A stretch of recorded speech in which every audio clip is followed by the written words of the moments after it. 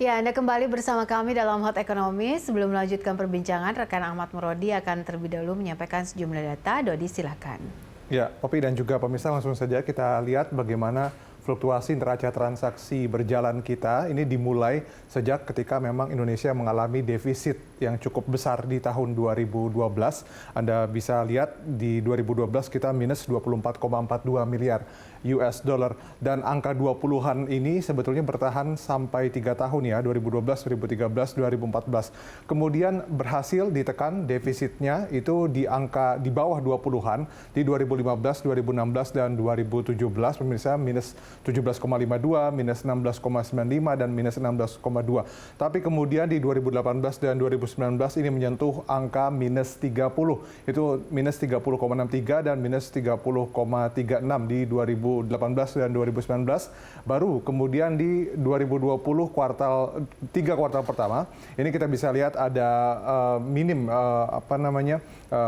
ininya dengan minus 3,6, kemudian minus 29, dan kemudian baru di kuartal 3 2020 kita berhasil surplus. Ini adalah kali pertama dalam 9 tahun terakhir di kuartal 3 2020 surplus 1 miliar US dollar.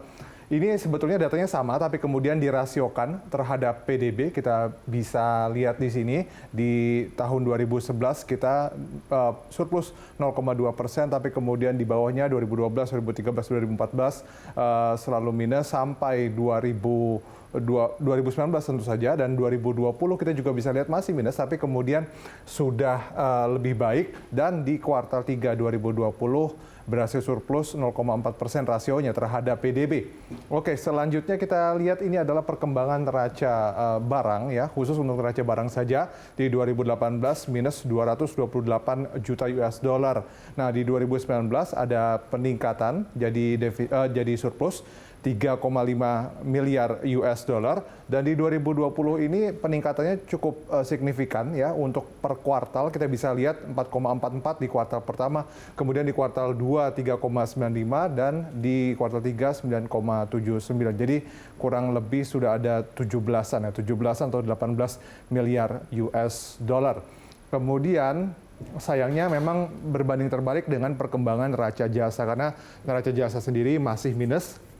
Dari 2018 minus 6,48, kemudian 2019 minus 7,72, dan di 3 kuartal pertama ini semuanya juga masih minus, dengan 2020 di kuartal 3 ini minus paling tinggi, yaitu minus 2,61 miliar US dollar. Secara keseluruhan memang masih minus di 3 kuartal pertama 2020. Oke, selanjutnya kita lihat perkembangan transaksi modal. Nah, ini di transaksi modal di 2018 97 US dollar untuk juta US dollar, kemudian di 2019 39 juta US dollar. Nah, kalau kita bandingkan di kuartal 1, 2 dan 3 kalau kita jumlahkan begitu di tahun 2020 ini baru 14 juta US dollar untuk perkembangan transaksi modal. Sementara untuk perkembangan transaksi finansial, ini di 2018 Anda bisa lihat angkanya 25,12 miliar US dollar, kemudian naik di 2019 36,61.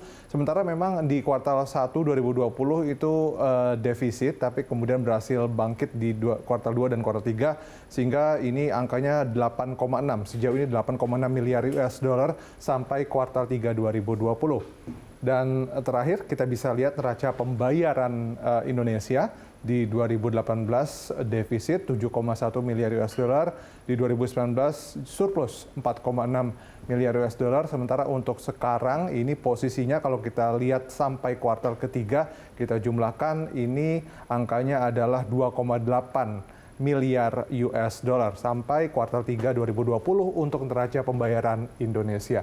Ya, demikian Pop informasi yang dapat saya sampaikan, kembali ke Anda. Baik Dodi, terima kasih untuk informasinya. Pemirsa, kami lanjutkan Hot Ekonomi usai jeda berikut ini.